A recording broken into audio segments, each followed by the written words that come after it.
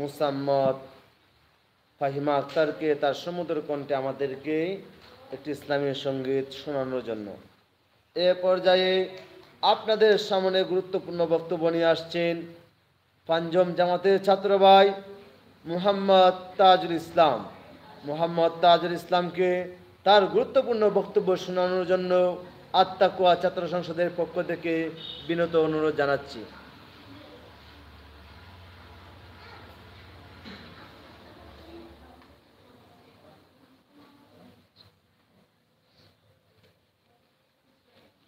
السلام عليكم ورحمة الله وبركاته.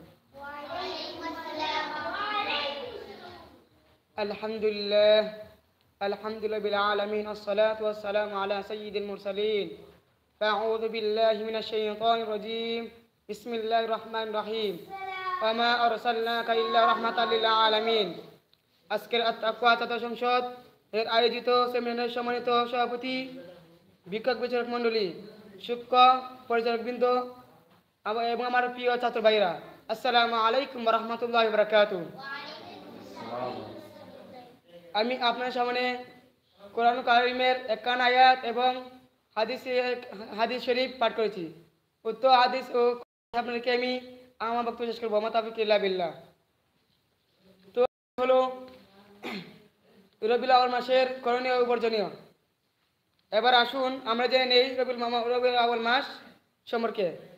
রবিউল আউয়াল মাস একটি গুরুত্বপূর্ণ মাস, যে মাসে নবী করিম সাল্লাল্লাহু আলাইহি ওয়াসাল্লাম জন্মগ্রহণ করেছেন, সেই মাসকে রবিউল মাস বলে। এবার আসুন আমরা জেনে নেই নবী করিম সাল্লাল্লাহু আলাইহি ওয়াসাল্লাম জন্মের তারিখ সম্পর্কে। জন্মের দিন সম্পর্কে সকল উলামায়ে কেরাম একমত যে নবী করিম সাল্লাল্লাহু আলাইহি ওয়াসাল্লাম রবিউল আউয়াল মাসের সোমবারের দিন হয়েছে, কিন্তু কোন তারিখে হয়েছে বা কোন দিনে কোন তারিখে হয়েছে, কোন মাসে কোন তারিখে হয়েছে, কোনো আলেম তা নিয়ে একমত নয়। কোনো আলেম বলেছে নবী করিম সাল্লাল্লাহু আলাইহি ওয়াসাল্লামের জন্ম 8 রবিউল আউয়াল মাসে হয়েছে। আবার কোনো আলেম বলেন যে নবী করিম সাল্লাল্লাহু আলাইহি ওয়াসাল্লাম 9 রবিউল আউয়াল জন্মগ্রহণ করেছেন। আবার কোনো আলেম, অধিকাংশ আলেমই বলেন যে নবী করিম সাল্লাল্লাহু আলাইহি ওয়াসাল্লাম সোমবার দিন 12 রবিউল আউয়াল জন্মগ্রহণ করেছেন।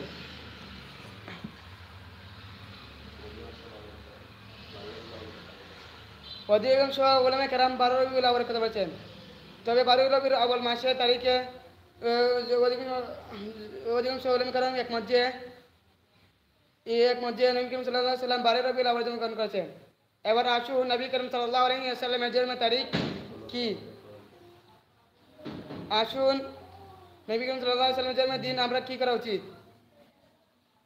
নবী করিম সাল্লাল্লাহু আলাইহি ওয়াসাল্লাম নিজের জন্মদিন উপলক্ষে প্রতি সোমবার দিন রোজা রাখতেন,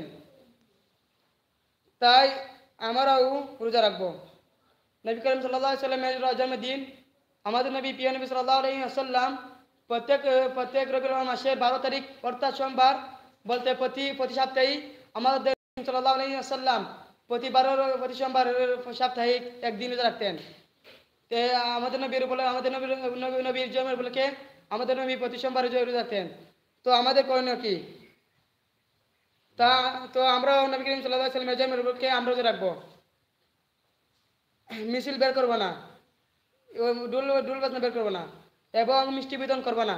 দেখা যাচ্ছে যে আমাদের সমাজে অনেক বিদআত সৃষ্টি হয়েছে, যে তারা প্রতি বছর রবিউল আউয়াল মাসে 12 তারিখে তারা মিষ্টি বিতরণ করে এবং ডুল বাজনা করে, র্যালি বের করে এবং মিছিল বের করে। তাদেরকে বলা হয় বিদআত। তারা প্রকৃতপক্ষে সুন্নি নয়। এবার আসুন আমরা জেনে নেই নবী করিম সাল্লাল্লাহু আলাইহি ওয়াসাল্লামের ইন্তেকাল সম্পর্কে। নবী করিম সাল্লাল্লাহু আলাইহি ওয়াসাল্লাম যে তারিখে জন্মগ্রহণ করেছেন, সেই তারিখেই নবী করিম সাল্লাল্লাহু আলাইহি ওয়াসাল্লাম ইন্তেকাল করেছেন। প্রকৃত মুমিন, প্রকৃত